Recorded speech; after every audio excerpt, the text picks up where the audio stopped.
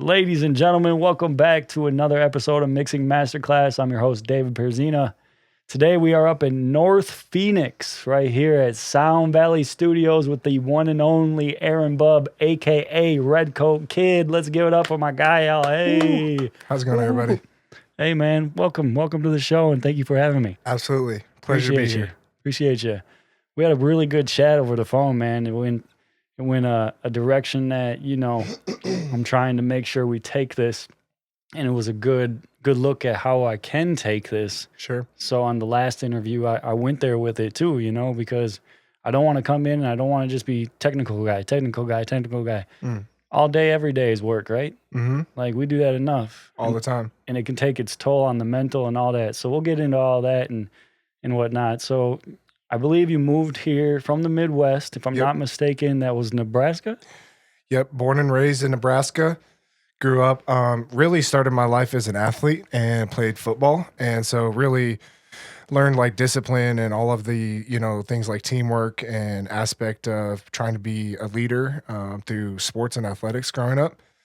And then I kind of got into music when I was in college, and that kind of set my life on a path that I didn't really expect. I had always been involved in music. Like I played drumline in high school. I actually grew up playing in a symphony when I was a kid. So I played like the pit and tambourine and timpani and all the, percussion instruments.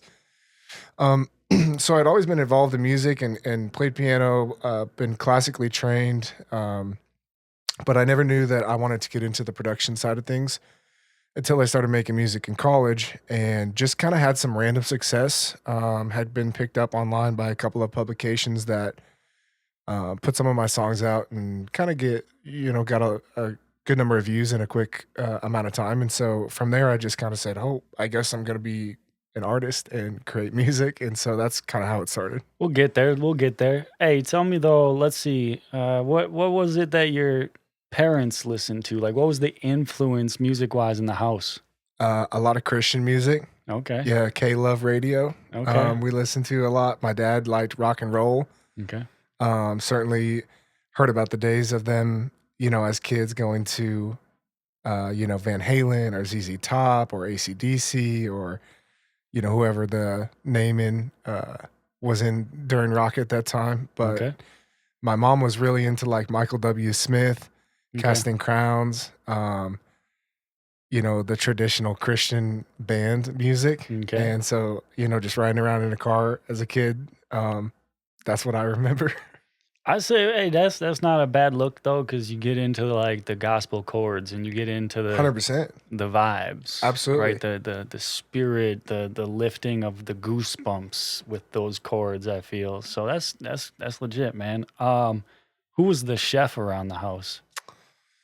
Well, I think my mom usually cooked inside the house. When it came to like baking or things on the stove, and my dad was the griller. Okay. So split duty, but both were very good. No complaints. What was your favorite dish from mom? My favorite dish from mom. That's a good question. In a weird way, I could almost more easily tell you my least favorite, which was the beef stroganoff. Sorry, mom. Sorry, mom. They know that I didn't like that one.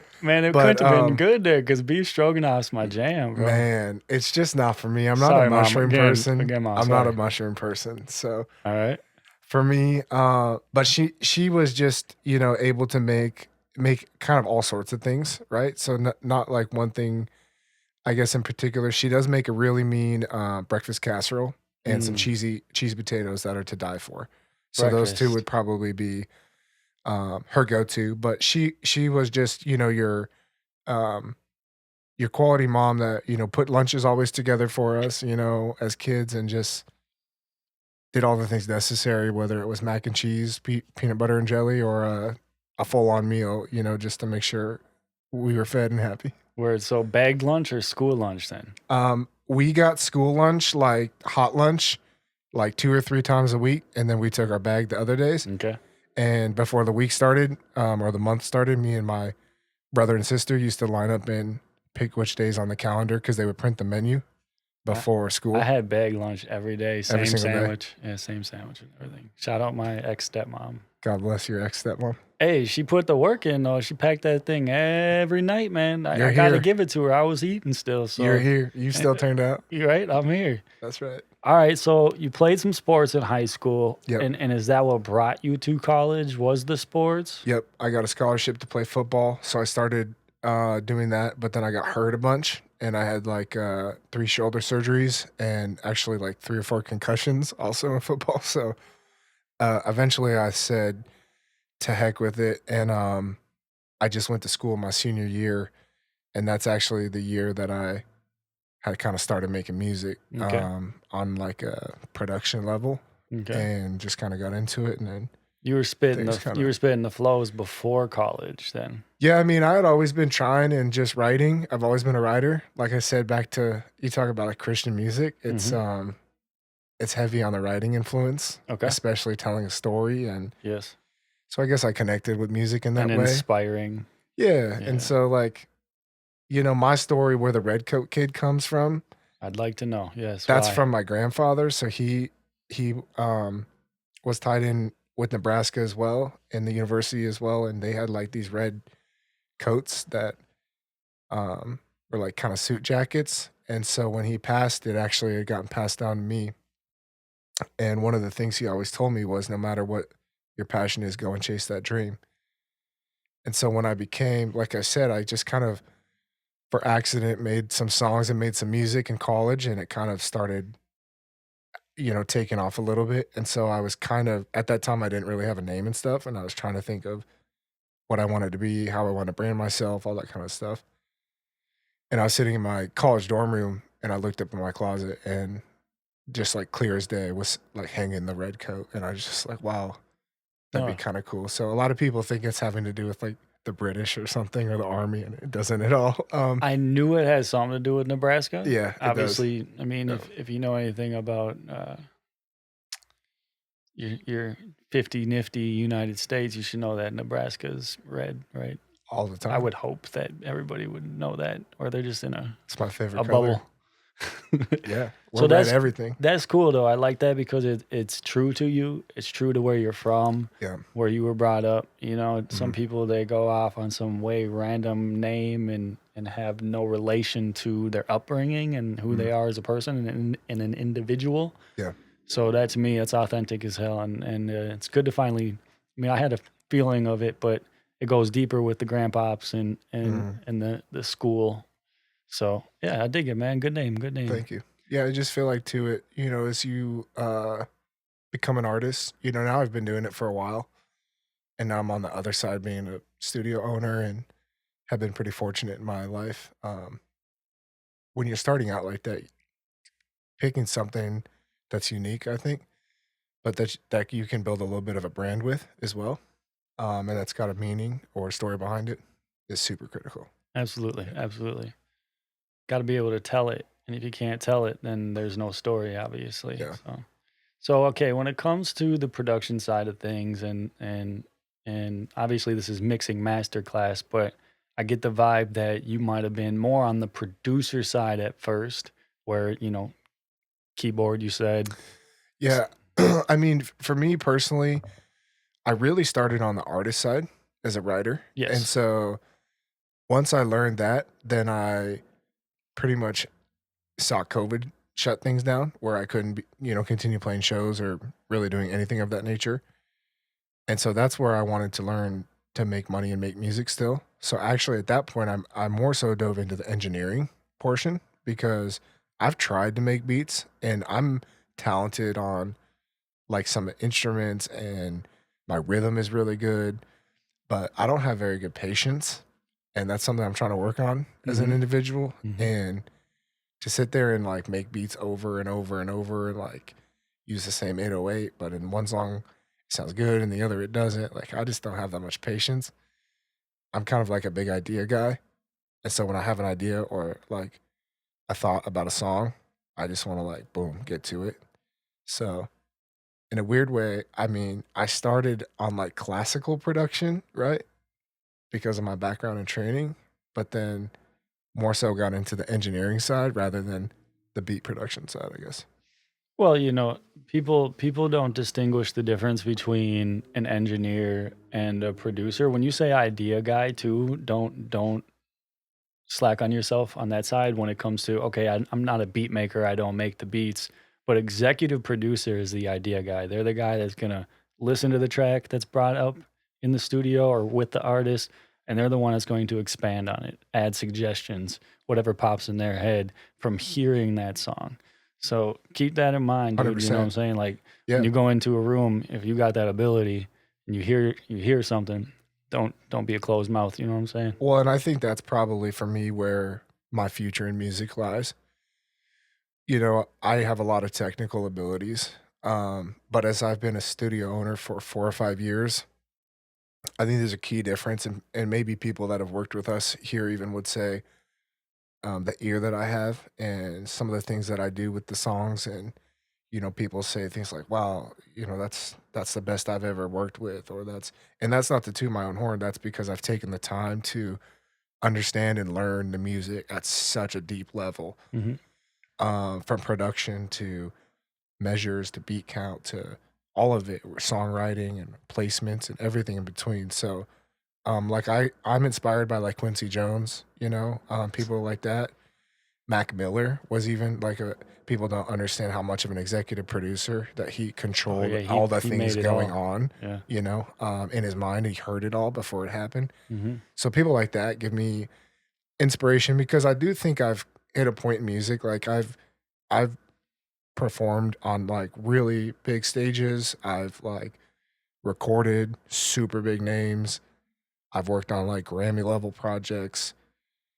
Um, but I think that I want to still try to leave a bigger impact through music, and executive producing and writing are the two ways that you can have something that's not even yours. Let's say you help somebody else make a song or something, and that's a generational song, or that's a timeless piece that comes Mm-hmm. out. Um, I think there's a lot of value to that, and I think it's a really difficult skill set for people to have. And Yep. so the key is figuring out how to get there.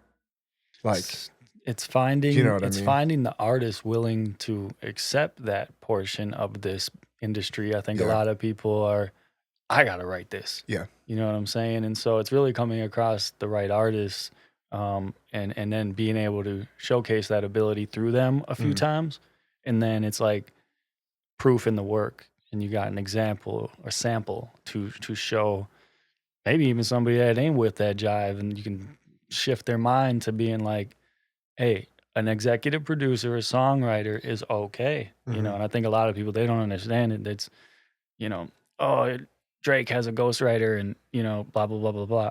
Yeah, he does. Mhm. And he's got hit records. So what are we talking about? One Right? thing about most things in life, seldom do you have somebody reach the ultimate pinnacle without some sort of a team.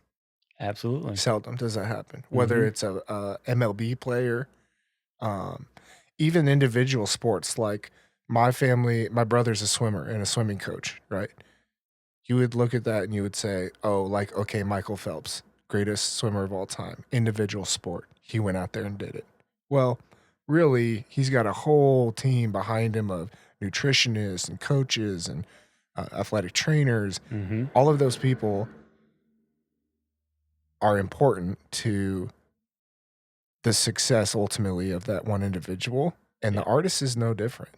The artist is the exact same, and too many people, I think, in your point is have the mindset of me, me, me, me, me. And I was one of those people. Trust me. I'm working on that kind of mindset right now, trying to grow from. Yeah, same.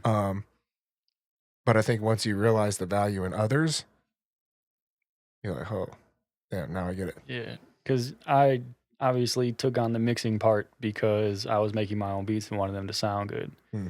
Granted, I have a pretty amazing workflow and technique at this point on the mixing side of things as I network through the engineer community and see these dudes who are, a level or a notch above maybe. And I can humbly admit that and embrace that. It's like you bring a team on and I can focus on just the beat, Hmm.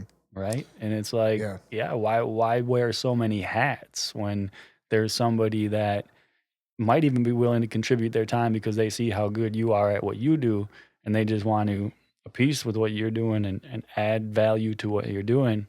And in the artist case, hello, like artists, don't knock it, man. Bring in a team, focus on getting in that booth and spitting hot fire. And obviously, the other part is an artist has final say on what that lyric may be, how that lyric is performed, and can adjust, take the suggestion, revise that suggestion. Doesn't always have to be exactly how the songwriter brought it to you as well. So at the end of Yeah. the day, you can be an artist changing that to fit your art. Collaboration is key. Absolutely. Absolutely. Yep. So on the mixing side of things, how many years have you been at it now? Well, the first album I guess that I put out or that I like worked on myself was probably at this point about 10 to 12 years ago. Makes me feel old saying that. Mm. Um, I got 10 on you, bro. So you're all yeah, right. that's crazy now that I said that out loud. But you know, I started on Audacity, which is a free platform, like super trash, like 2000. It's like pre-garage band. Oh, even. it's worse than that. Yeah, Yeah. it's bad. It's like the phone version of BandLab, Okay. pretty much. It's like We can't knock the band lab though. BandLab's great, It's but crazy. like the BandLab free version on the phone, Okay. or at least when it first came out, was super like you could only do like 3 tracks at a time. So Mhm. you're like trying to like Bounce work it. so yeah, like record, bounce out, do another one, bounce it out, yeah, piece them all together. Right.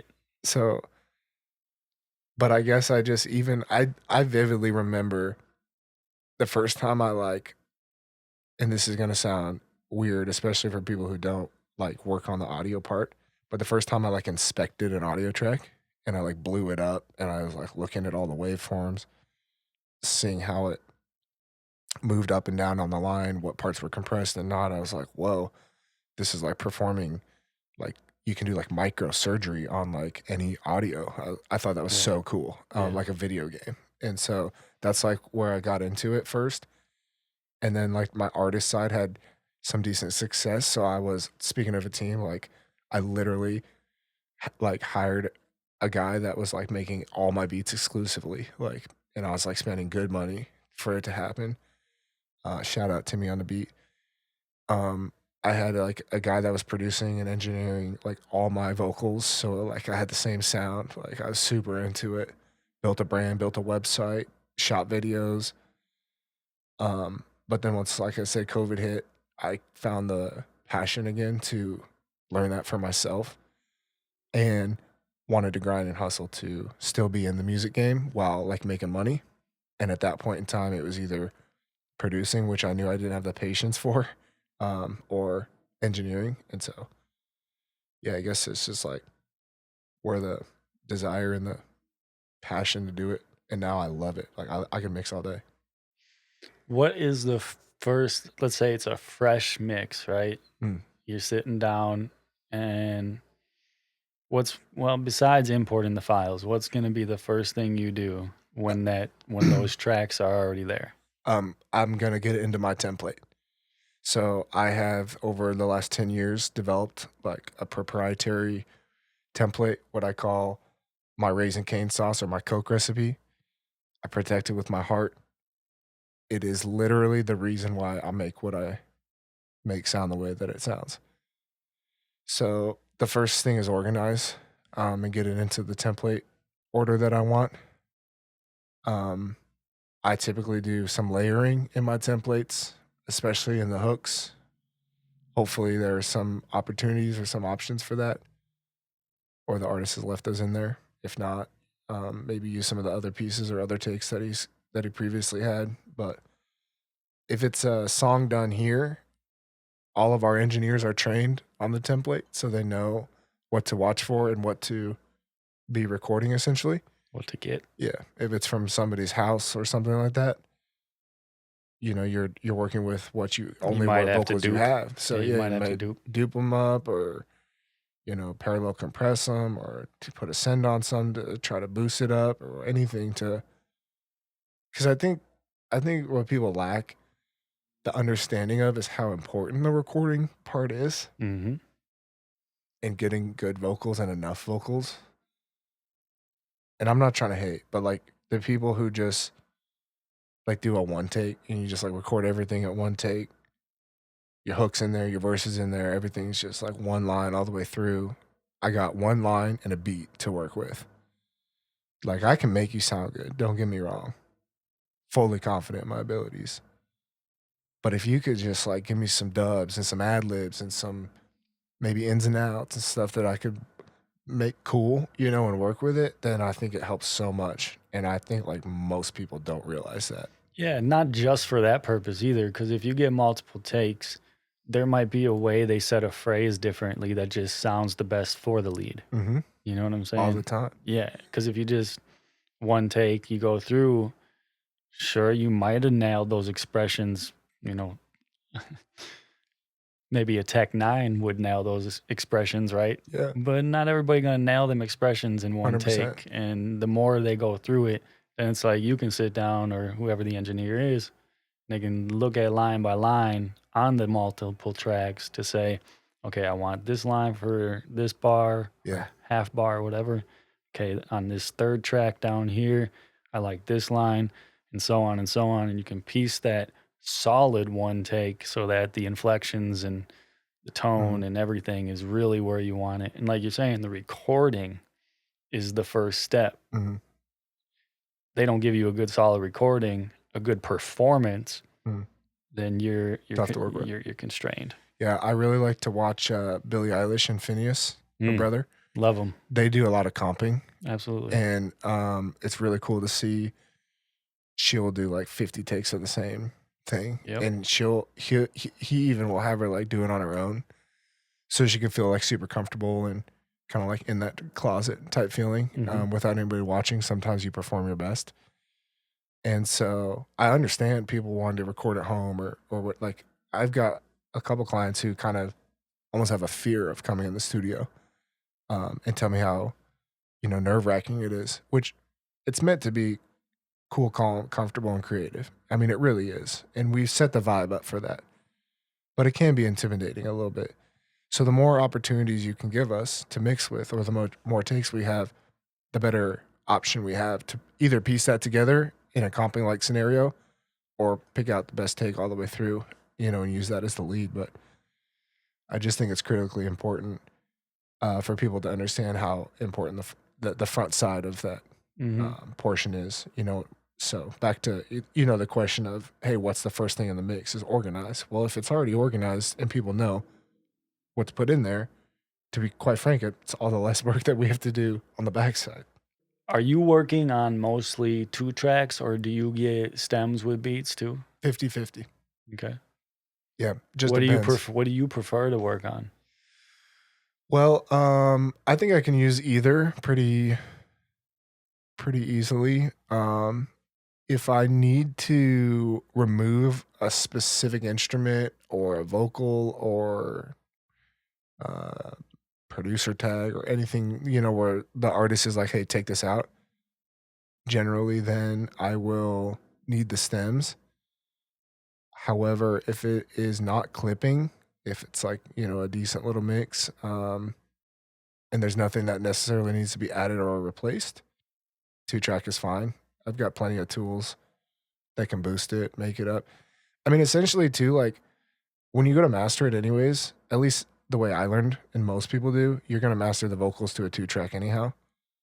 My mastering process is to get the beat where I like it, then bounce that out, mix the vocals where I like it, then bounce that out. And I'm basically mastering one vocal track to a 2-track and getting that to settle nicely. So in the end, it's going to become a 2-track anyhow. Doesn't it irk you though if a beat's overproduced and it's just no space? Like I said, I got plenty of tools. ain't nothing can get past red coat. And I don't mean that in a cocky way. Like I said, unless What it's if? clipping. What if? If Because it's I produce beats, and I know I probably have overproduced a few to where it's just like, where's the space for this vocal? Man, I would love to take this instrument out. okay, cool. So let's talk about that because this is a great topic to talk about. So in that scenario, because this happens all the time, in that scenario, you got to carve the space. You got to find the space and make it. So for example, if I've got a beat that comes in super, super hot and it's got a lot of low ends, tons of 808s banging, it's got maybe some hi-hats, it's got some trap music on it, and I'm like, dang, this thing is really like car drives by, this thing's gonna be knocking. But I want those vocals to still cut through like glass, right? First thing I'm gonna do is look at that beat, probably put something like a Waves F6 RTA, because I like to see what's happening, a real-time analysis. I'm gonna take probably my second or third band and cut a significant portion of my low end. And I'm probably going to put some sort of a threshold to help that bounce. So you can kind of set some of those EQs up to have some dynamic range on them. And so as I start to craft an EQ a little bit there in the low end, I might take a little bit of a little dip out of the, hi-hats or some of the percussion or cymbals that might be overpowering to a vocal a little bit. And then I'll probably put a high pass and a low pass very slightly on both sides just to kind of carve it out. Now, once I do that and the vocals get set in there, then I'm going to go back to it and I'll put something like a vocal spacer or like an S1 imager or things that can help me spread it out, space it out, change the dynamic range, change where the placement of that beat is in order to allow the pocket of those vocals to sit a little bit nicer. So that's how I would address a problem like that if somebody brought me that beat. I love all those techniques. Few of them I wouldn't have even applied or have applied. How about mid side? You know what I'm talking about? So you got your mid channel where you hear everything mono right up the center of the speakers, and then you got your stereo, the sides. Okay. Vocal lives in the mid most of the time until you put effects on it and get your spatial going, right? Depends. See, that goes back to the recording template. Yeah, if you're dubbing and layering and you're panning those, then I got you. Cool. Let's say there's none of those yet. Okay. You're working on your main still before you layer, right? Okay. If that's how some people do it. And the heat of the vocals coming up through 1000 is where your peaks are going to probably be lying. Okay. If you got mid-range instruments playing up the center at the, 800 to 1200 range, and I think F6 does have the mid-side functionality. Fab Filter's got the mid-side functionality. Yeah, that's what I was going to go. Switch your band. You switch your band to mid, and you can just pull that out too. Okay. Yep. And I would put, if I'm using Fab Filter, I'm going to cut that mid and I'm going to change the compression type to dynamic. And once you change it to dynamic, there's actually quite a bit of AI that's built into it that's going to really help settle those mids down as it bounces back and forth. And so to me, if you're having, there can be two in the same problem, because if your vocals are in that same mid range, those can also be coming through, how should we say, harsh. Right. Right. So you might have to do a little bit on both. Yeah. Right. Because sometimes I'll take the same cut out of the beat and the same cut out of the vocals, depending on where the artist range is. But I also like to use a secret weapon to try to, let's say I do cut some mids out of the vocals and now I feel like maybe I've lost some of the power, but it's smoother, right? Like it's easier listening. But because now, like every time you take something away, you're taking something away, right? So like over time, okay, yeah, we've compressed. Okay, we cut some mids. Okay, we did blah, blah, blah. Well, now we have that much less to work with, right? So a secret weapon I like to use is I'll take I'll take that vocal and I'll have maybe a send or a parallel compression or something put on it. But then I'll also, on my output bus of that vocal, I'll add like Abbey Road mastering, TG mastering chain. And typically that's reserved for the end of a vocal chain, but I like to have it basically on the bus in between. It's kind of in the middle, right? Because the way my template, I've got your main line and then it goes into a singular bus, which then exports out to like your masters and some of the other buses in the system. And so that middle bus is where I like to put the mastering chain, which I don't think a lot of people do, but I was just exploring one day and put it for on the vocals specifically. for the vocals, only on the vocal track. Yeah. Because like I say, if we're talking about the heat coming up the middle, Help turn it up. exactly, because we're gonna have to cut that out, right? Mm-hmm. In order for us to settle down a little bit. Mm-hmm. But then, like, just from a pure volume perspective, if we're just continuing to cut, well, all of a sudden now our vocals are going to be like kind of buried and muddy in the beat a little bit. So even though they sound good and we like them and they're smooth, they need to be lifted. Correct. So I'm just pulling out one of my secret weapons, which is Abbey Road TG mastering chain. I like that. I use Mike Sapone is the one I really like. He's got some really nice presets and some other things, and then you tweak them off there. But of course, just kind of. Hey, anybody that's trying to knock presets can go out of here because when it comes to especially beginning engineers, I would like you to use them more often and study what is happening to the parameters. Man, that's such a key, and also not just like look at what the knobs do, but understand why and how it sounds. It's what's doing. Like, there's always a why that needs to be in there. Learning, growing, understanding is going to be moving knobs, turning things around, putting them up and down. But then like have some critical thinking to that and not like, okay, I turned this knob and I did this. It made XYZ change. How can I understand what's happening in the audio? Yes. And the frequencies? Yes. How will that affect my diffraction and diffusion with the things around me and the frequencies coming out of the speakers? Where do I need those vocals to sit or not sit? They're all things that are important for people to start to explore, but then like I said earlier, like have a deep understanding. Yeah. Know the why. Absolutely. Listen to the why. Absolutely. Right. And if, you click a preset and you see that the knob's all moved, okay, cool. Go to one of those knobs, jiggle that sucker, and listen to what happens when you go away from where it was set and what happens when you come back to where it was set. You might be shocked. You might be shocked. Absolutely. Yeah, you'll learn a lot just messing around like that. But then to also, go back real quick to that those two-track techniques, yeah, I wanted to add one more gem.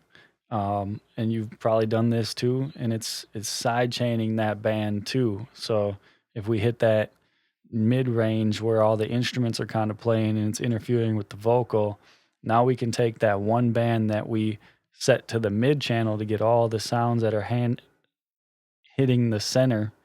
We can set it on the fab filter to side chain to the vocal, so that way just in that range the vocal will push down on those sounds when it's going to. Yep. That's a good 2-track jam.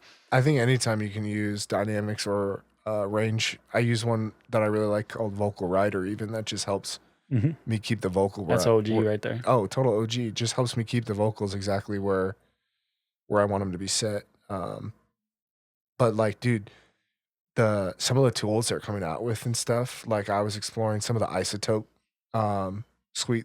I just like downloaded I don't know, whatever the new version was. And man, they got some cool stuff coming out. Some of the Ozone stuff's like incredible. I got everything from 9. Man. But I know I think I just got 11 or 12. I can't remember what version it is, but it's past me right now. Wow. They are really like the other thing is like, I don't know necessarily if AI will replace us in what we do, but we definitely need to understand and be ready to use it and have it as a tool. Absolutely. You learn from it. Like, Absolutely. It teach us a few things, but what it doesn't have that we have, we can go right back to listening. Yeah. It doesn't have ears. We have ears, and we listen to what it gives us and decide whether or not that's legit or if we need to go in and tweak it. Very good point. Yeah, so it'll never replace us. Very good point. And same with the AI beat production and Suno and all that. Nope. There's emotion in making beats that a computer can't give. So I'm firm on AI being valuable and helpful. Yep. But I'm also like with the people that are scared about it, not scared. Like I said, I just want it to be a tool for me. Yeah. We use it here in the studio. We've got all sorts of AI tools.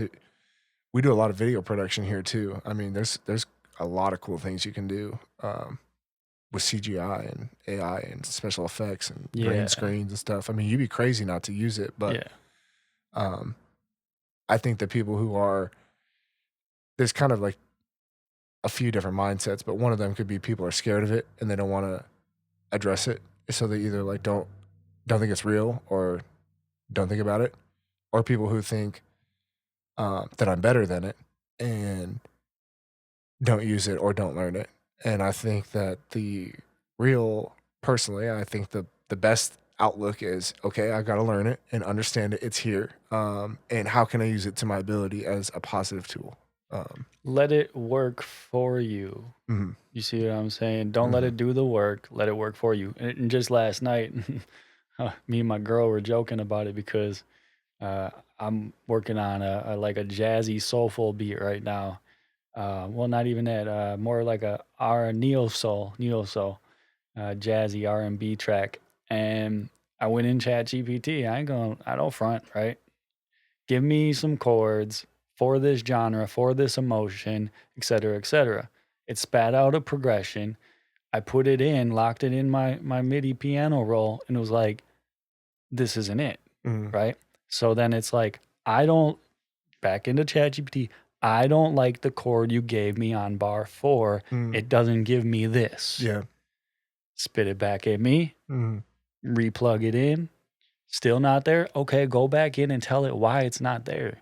You're the one, it's working for you. Yeah. It's working for you. It's not doing the work, and it's just all about how you utilize it. I think it's very helpful. It's working for you is, it's not doing the work. That's a good way to put it. You like that? Yeah, I like that. That just came to me through conversation. You gotta put that's a T-shirt, but I mean, that's a $1 million quote. That's not right something there. I've said yet that came from this interview right now. That's fantastic. Off the brain. Yeah, as you were talking about it, it hit me. The words hit me like, let it work for you. Don't let it do the work. And then you should be happy with utilizing AI. You shouldn't feel like you're less creative or less of an artist if you're telling it what you need. Correct. All right. Hey, that's the first time we've touched on AI, so that's great. Good work there. Thank you for that. Got to in today's 2025, baby. Absolutely. Thinking about AI. Absolutely, man.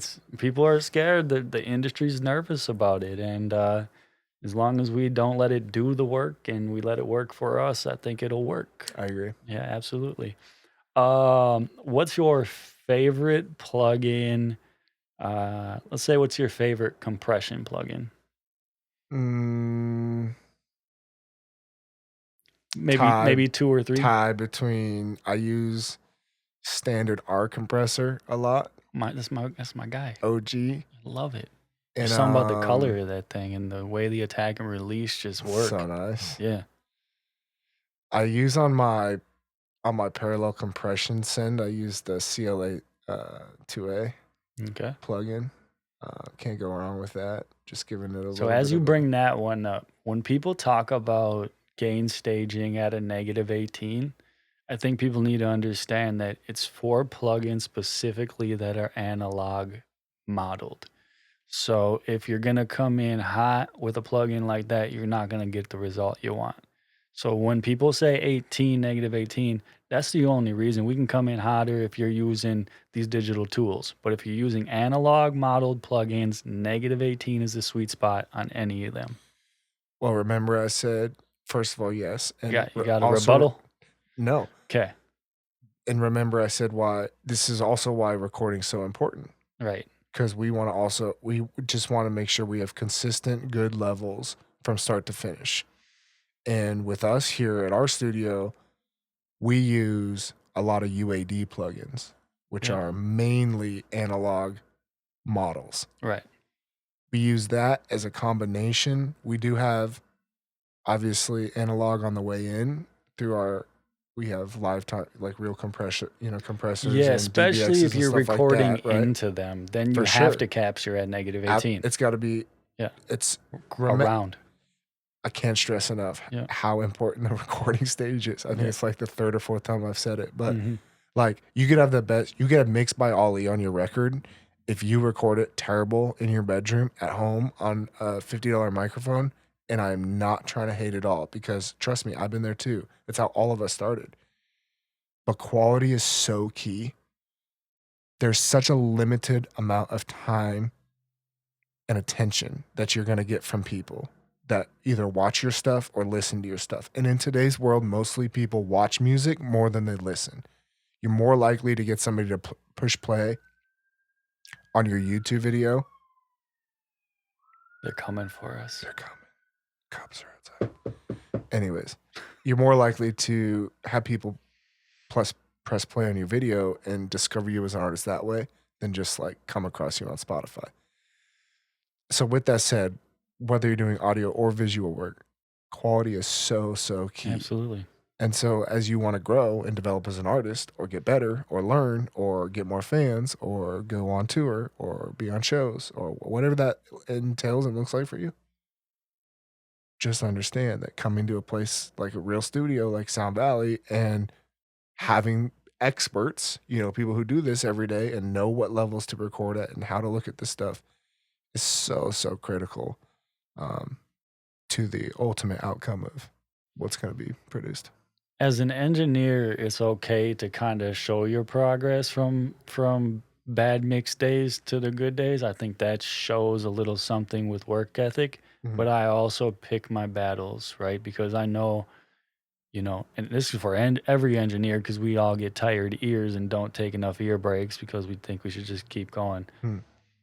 We'll wake up with a muddy mix even though we know what we're doing. It's going to happen.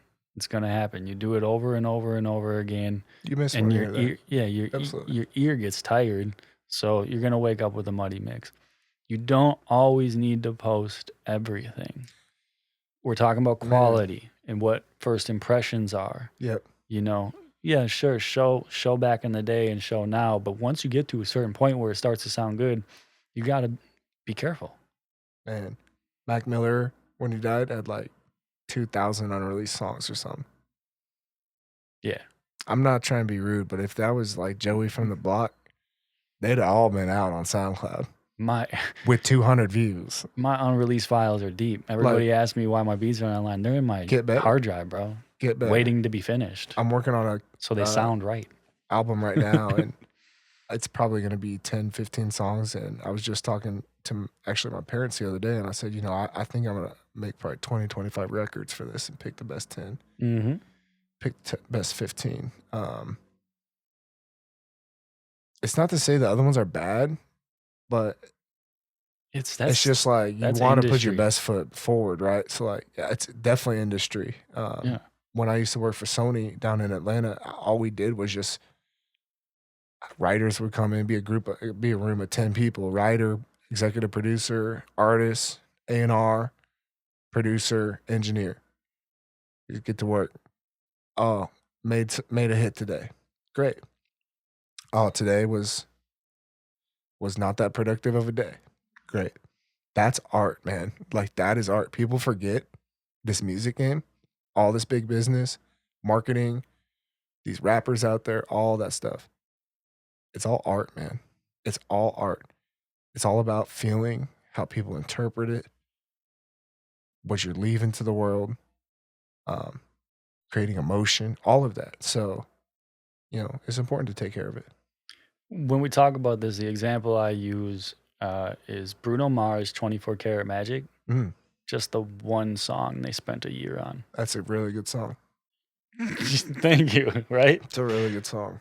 A year is what Wow. made it that it went through many hands, many Yeah. ears, Yeah. and went back to Bruno many times. Mm. And that's the industry, man. It's like, got these kids. I mean, and I understand studio time is not Boom. cheap, man. You Okay. nailed it.